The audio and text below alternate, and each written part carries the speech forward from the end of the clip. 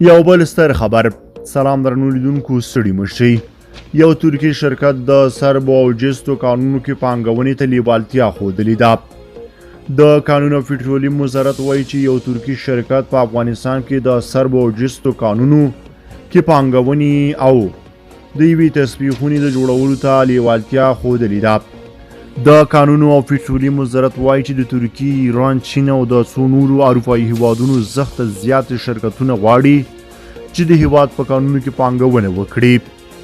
له دې سره هممهاله د اوبو او انرژۍ وزارت هم په نږدې راتلونکي کې د یو ترکي شرکت لخوا په هرات ولایت کې د 200 میګاواټه بادي برېښنا د تولید له کاره خبر ورکوي.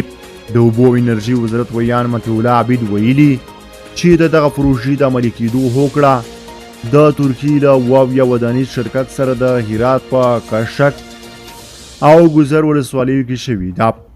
د کانونو پټرولیم وزارت د معلوماتو پر بنسټ تر اوسه یو چینایي شرکت د امو سیند حوزوي د قشقري بلاک نفتي کان د استخراج عملي چارې پیل کړي او ټاکل شوي په نږدې راتلونکي د هیواد د ځینو نورو کانونو د استخراج چارو تړونونه هم بهرنیو شرکتونو ته وسپارل شي.